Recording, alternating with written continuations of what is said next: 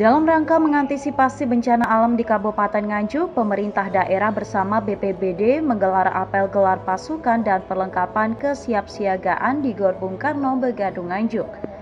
PLT Bupati Nganjuk Marhain Jumadi memimpin apel ini.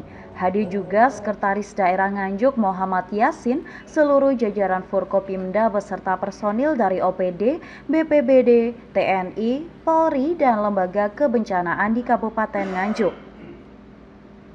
Apel ini diikuti oleh 700 personil yang merupakan sumber daya pendukung penanggulangan bencana di Kabupaten Nganjuk dengan menyediakan alat kebencanaan diantaranya trail, truk, ambulan, dan mobil rescue dan siaga, tenda dapur umum dan komunikasi, serta perlengkapan radio serta perlengkapan lainnya.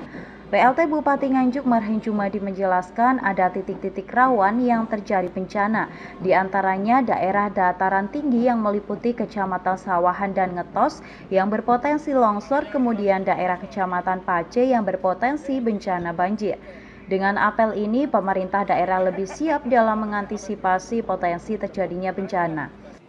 Assalamualaikum warahmatullahi wabarakatuh. Alhamdulillah hari ini kita apel siaga kebencanaan ya. Sesuai dengan Undang-Undang 24 tahun 2007 bahwa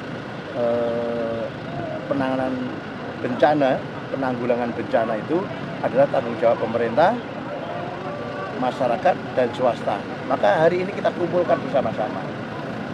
Kita harus bersatu padu dalam rangka apa? Penanggulangan bencana. Kalau ada, kalau tidak berarti kita harus siap untuk penanggulangan bencana bersama-sama ini. Karena apa, di daerah lain sudah mulai banjir dan seterusnya.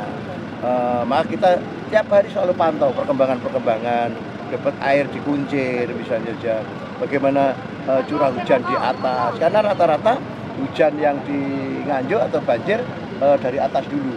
Maka kita titik fokus kita yang di atas itu. Kemudian yang berikutnya tentunya kita harus membuat alternatif pemecahan. Itu termasuk nanti setelah ini kita akan lihat embung di Mangudagaran untuk kota. Kota kita sediakan embung di Kelurahan Mangudagaran itu.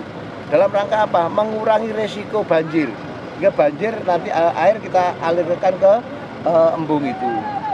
Termasuk juga insya Allah nanti dalam minggu kita akan kerja bakti bersama-sama. Kerja bakti bersama-sama seluruh Kabupaten Nganjuk.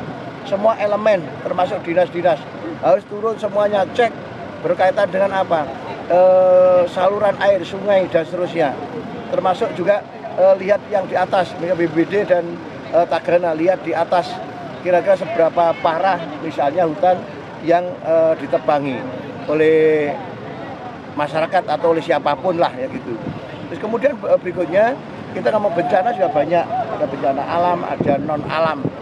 Kita juga akan di daerah